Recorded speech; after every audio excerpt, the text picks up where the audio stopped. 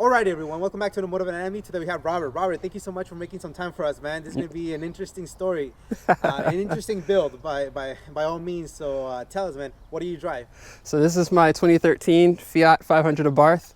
I've had it about 7 years now. Bought it in November 2013, brand new.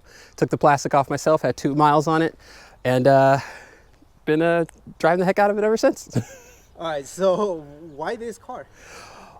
Honestly, it was kind of spur of the moment. So I've always been into lightweight cars, and nothing out at that time in 2013 really appealed to me. There was very few cars that seemed fun that weren't super mainstream. Okay. So the reason I went with this was because it was small, it was lightweight, and when they first came out, they only had 100 horsepower. Now it has 160. I was like, perfect, that's what it needs. It needed power. So that's why I got this car. It's been a blast ever since. All right, so obviously it doesn't look nothing like when you first bought it. Yeah, no. How long after you do your first mod, and what was your first mod? So let's see, I drove it for a while and I was happy with it. You know, everybody's always happy with their new car. And then I didn't like the shift knob, so I swapped the shift knob. I was like, oh, this feels a lot better. I kind of wanted it to be like a quiet cruiser, so there was 100 pounds of Dynamat added. It was super quiet, super smooth, love the feel of it. And then I added suspension and handling, and I was like, oh, this feels great. I think we'll make it a race car. Okay, so that's nice. How hard is it to find these aftermarket parts, or was it? Okay, because you're just saying, oh yeah, it's about suspension. Yeah. Just suspension off the shelf, and even back then. So, as far as parts go, it's usually just 1 or 2 companies that make any given part. Like, right. We don't have like 15 companies coming out with intakes or suspension bits. Like, right. For pretty much every Abarth out there, it's going to be Koni's, new speed springs or new F springs, and that's your suspension. Intakes, there's about 2-3 companies out there, and it's either one in Oklahoma or one out in Canada. I kid you not, it's just 2 companies. But it's it's hard to find. Almost everybody has similar parts. I hear you. Well, yeah, I mean, I don't think the people who developed this car thought, hey, some dude's gonna be freaking racing in the streets of Whistler one day. Pretty much. Tell us your latest vision for it. Well, with where it is right now, I've pretty much got all the bolt-ons that the car that have come out for the car. Mm-hmm. After that, it got to a point where I wanted more, and nobody was making things, so I had to develop a few things myself. So right now I have a CSF intercooler, usually meant for drag Hondas. I mounted that myself, came up with the own hoses. I have an APR wing back there. No one makes a mount for that. I had to make it myself. Strip the car out. The vents are available, but I had to cut them myself. Nobody makes wide wheels for these cars because the bolt pattern is 4x98. What? Yeah, exactly. Nobody who makes 4x98. Exactly, no one. That's a bolt pattern they had from the 60s. But anyway, so I had to get adapters made so I could actually fit proper wheels on it and everything. So it's just been a lot of like one-off stuff. That's crazy, man. But as far as like future plans for it, I've got 3 things left that I want to do to it, and they're all extreme. All right, Robert. So let us know a little bit about the front end. What do we got going on, man? All right, so the front end is a stock Abarth bumper. I have a Allison Auto front lip here, mounted to a Crazy Engineering front splitter. I think there's only been about 2 or 3 of these made. I bought this one off of a friend of mine. It was the first one. It was a prototype. He unfortunately sold his Abarth and switched to a Civic Type R. Oh, okay. So I got that from him, and I love it. It's an awesome piece. It makes the thing stand out completely. Mm-hmm. Headlights have been gutted and painted over because weight reduction. Oh, wow, okay. Yeah, so that's pretty much what that's been. The fenders, they're chopped up, but the over fenders are actually for a 240Z, but they fit pretty well. Very good cut, by the way. Thank you. Good cut. I love the way it looks. Yeah, it helps. It definitely helps, especially with drag on Big Willow and streets. Once you hit that back straight, you need the front to stay down. Nice. So it helps. We got 949 racing wheels, 15x9, wrapped in 245 Hankook RS4s. I had an adapter made custom because 4x98, so I had to match it to 4x100, and it's hub-centric as well, so it's a nice tight fit like it's factory. Oh wow. It's a good fit. Like people worry about it. I'm like, don't trip. Like I've tracked on these, man. It's not gonna wreck anything. They're like, what about the wheel bearings? Wheel bearings are fine. It's gonna live.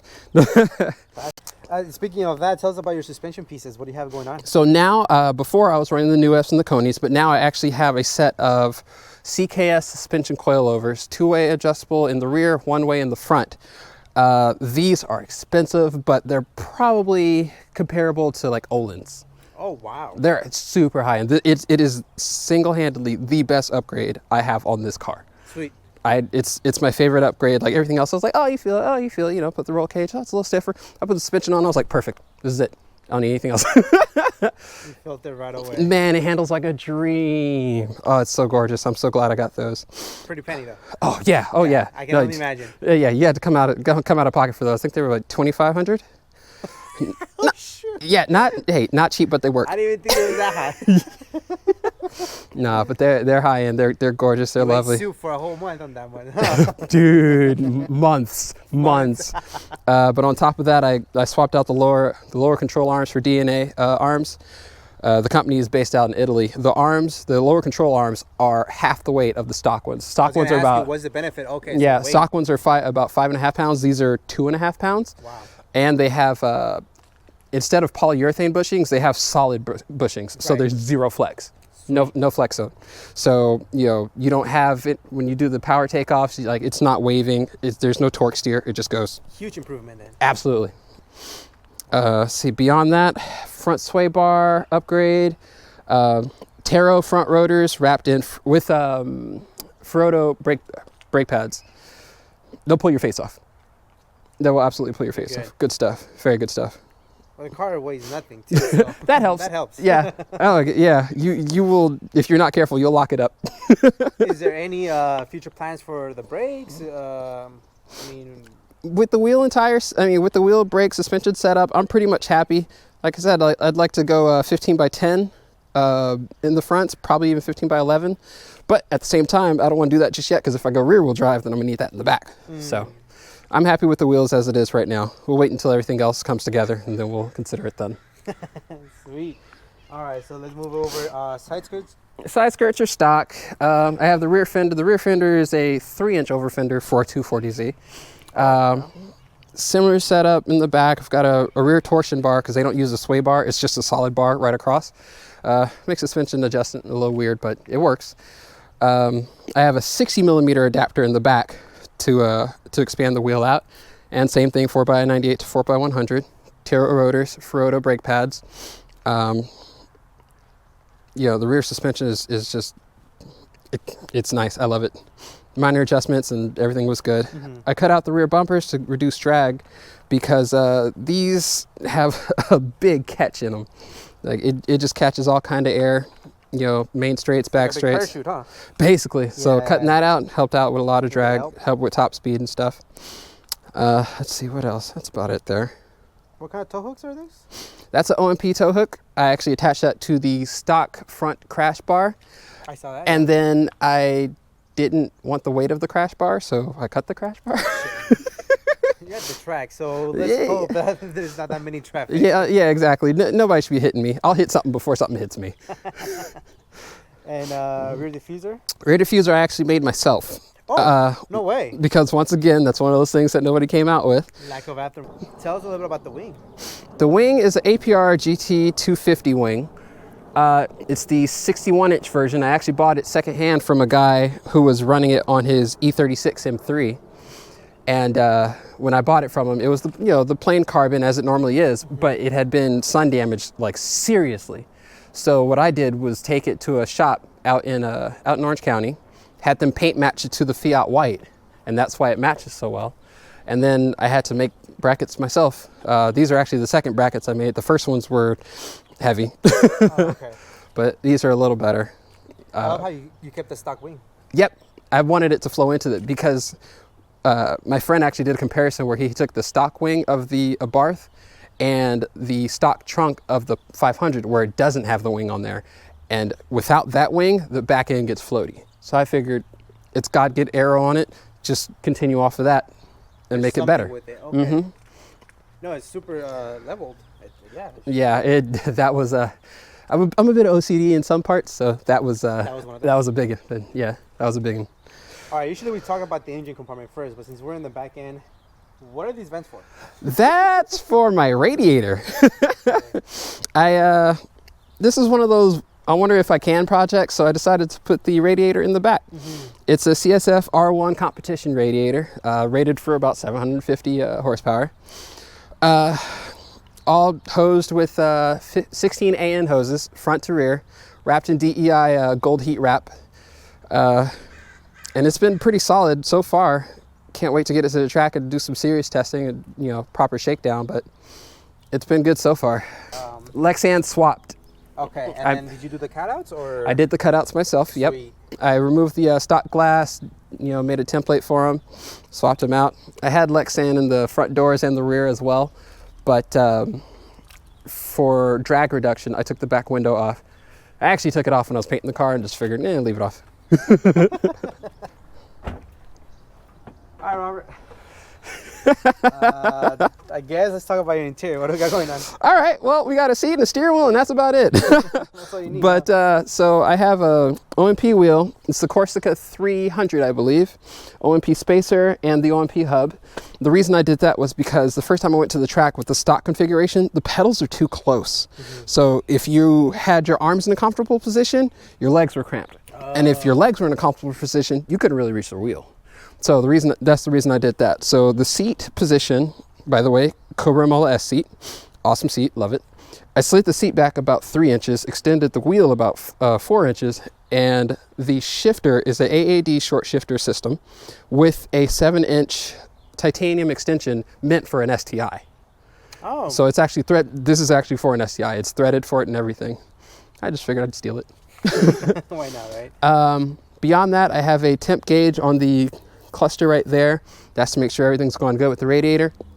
I have an external water pump attached to the radiator as well. So I have a Davies Craig motor in there to make sure the temperatures and everything is going all right. And that's about it. Wow. Stripped the whole entire thing, huh? Completely gutted. Took it about as much as I could. I'm sure there's still more to cut, but that'll come in due time. And so what is due time? What is your future plans for the interior? And I love, by the way, these little mods that you did. Oh yeah, I had to, It's like a little Porsche right there. I mean, I could grab the door, but that's not cool. Grab this thing. Yeah, that's rad. That's rad. That's rad right there. But as far as the interior goes, full cage, that'll be part of the semi-tube chassis thing. That's about it. I might add a couple more gauges just for more clarity in what's going on in the engine bay, but I don't see too much else going on. All right, Robert. I guess let's talk about your interior. What do we got going on? All right, well, we got a seat and a steering wheel, and that's about it. That's all you need. But so I have a OMP wheel. It's the Corsica 300, I believe. OMP spacer and the OMP hub. The reason I did that was because the first time I went to the track with the stock configuration, the pedals are too close. So if you had your arms in a comfortable position, your legs were cramped. And if your legs were in a comfortable position, you couldn't really reach the wheel. So that's the reason I did that. So the seat position, by the way, Cobra Mola S seat, awesome seat, love it. I slid the seat back about 3 inches, extended the wheel about 4 inches, and the shifter is a AAD short shifter system with a 7-inch titanium extension meant for an STI. Oh. So it's actually this is actually for an STI. It's threaded for it and everything. I just figured I'd steal it. Why not, right? Beyond that, I have a temp gauge on the cluster right there. That's to make sure everything's going good with the radiator. I have an external water pump attached to the radiator as well. So I have a Davies Craig motor in there to make sure the temperatures and everything is going all right. And that's about it. Wow. Stripped the whole entire thing, huh? Completely gutted. Took it about as much as I could. I'm sure there's still more to cut, but that'll come in due time. And so what is due time? What is your future plans for the interior? And I love, by the way, these little mods that you did. Oh yeah, I had to, It's like a little Porsche right there. I mean, I could grab the door, but that's not cool. Grab this thing. Yeah, that's rad. That's rad. That's rad right there. But as far as the interior goes, full cage, that'll be part of the semi-tube chassis thing. That's about it. I might add a couple more gauges just for more clarity in what's going on in the engine bay, but I don't see too much else going on. Let's see what we have in here.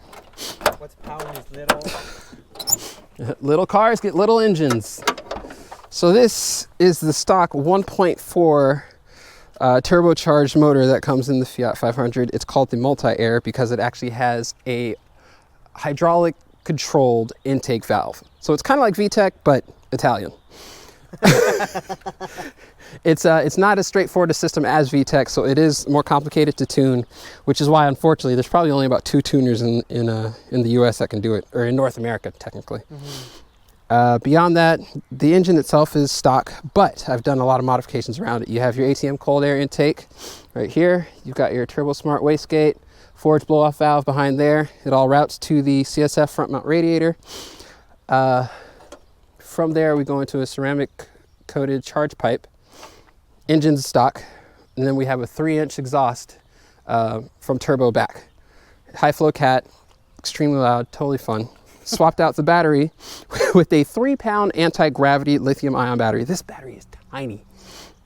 I mean, I thought that was for your phone. I mean, but it's the same size. Damn. Oh my goodness. That's awesome. But it's a wonderful battery. It's pretty pricey, but God, it works so well. Oh, is it? $289. That's very pricey, sir. Yeah, but just the battery swap alone took about 30 pounds off the nose, and that's that's handy. You need that.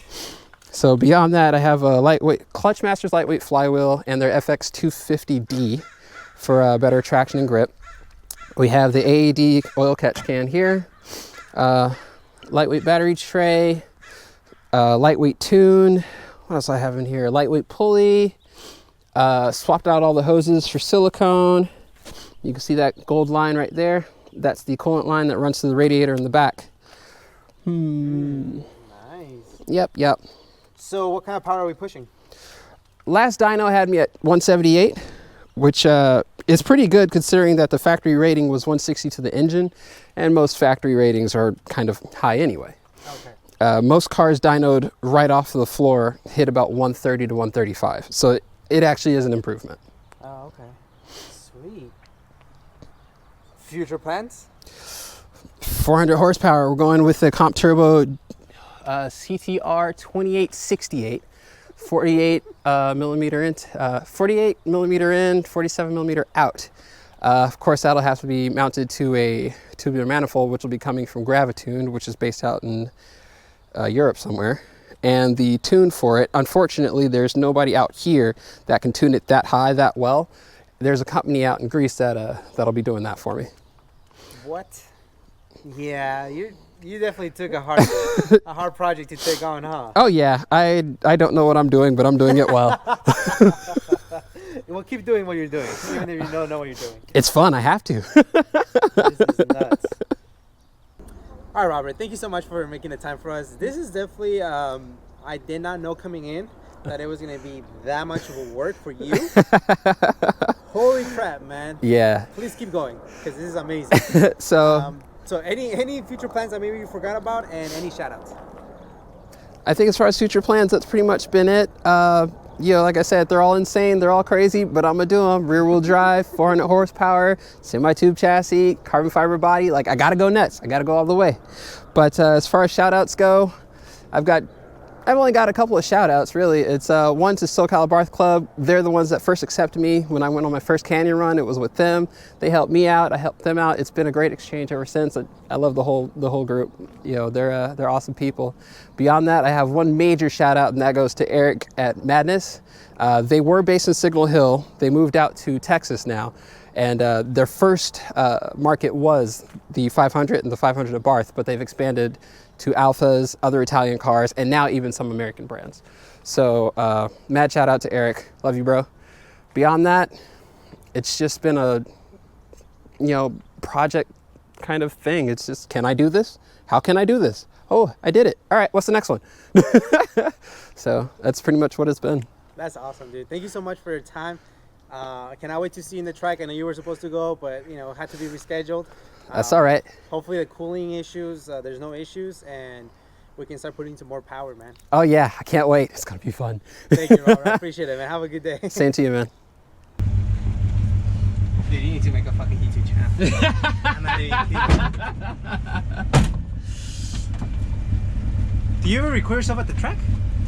Yeah, I have. I literally just bought the GoPro Max, the 360 one. Oh wow, 360 one? Yeah, it's just pretty dope. So, like I had bought that just for the track day I had coming up, and then that happened. I was like, fuck, man, come on.